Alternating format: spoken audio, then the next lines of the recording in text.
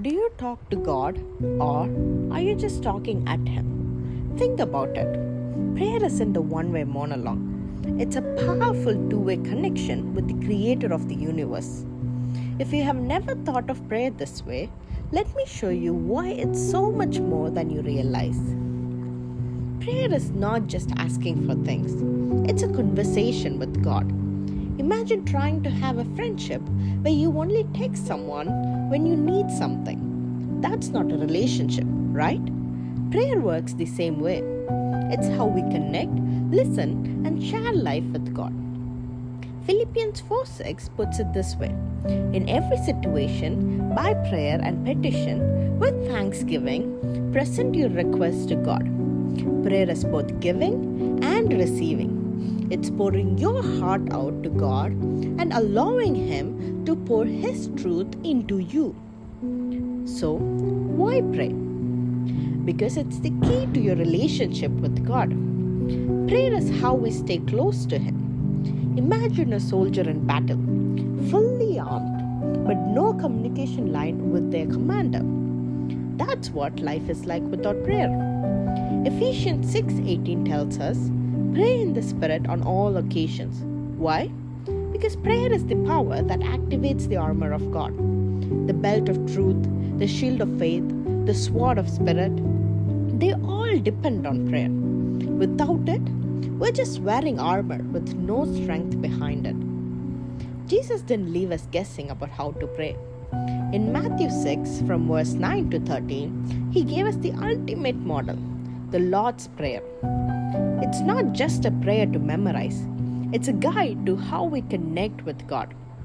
Let's break it down. First, start with praise. Our Father in heaven, hallowed be your name. Acknowledge who God is. Submit to God's will. Your kingdom come, your will be done. It's not about our agenda, it's about His. Then ask for what you need today. Give us this day our daily bread. God cares about your practical needs, but notice it says daily. He invites us to trust Him one day at a time. Then seek forgiveness and extend it. Forgive us our debts as we forgive our debtors. This is a heart check. Are you holding on to any grudges? And finally, ask for protection. Lead us not into temptation, but deliver us from evil. Life is a battle, and we need God's help to navigate it. But here's the thing. Jesus also warned us about how not to pray. First, do not pray just to show off.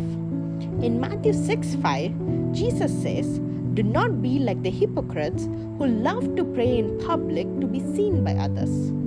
Prayer isn't a performance, it's personal. Secondly, don't pray mindlessly.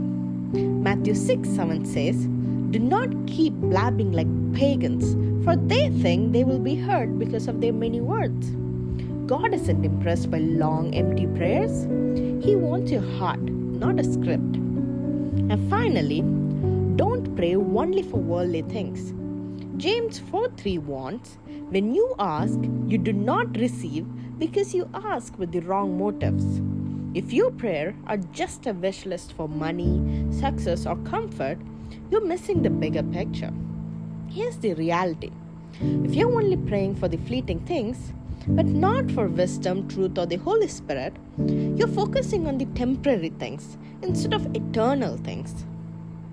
So, prayer isn't just a task, it's the lifeline to God's power, wisdom, and peace. When you pray sincerely, seeking His kingdom, His will, and His guidance, it changes everything. Start today. Talk to God like a friend, not just at Him. And as you do, watch how prayer transforms your life.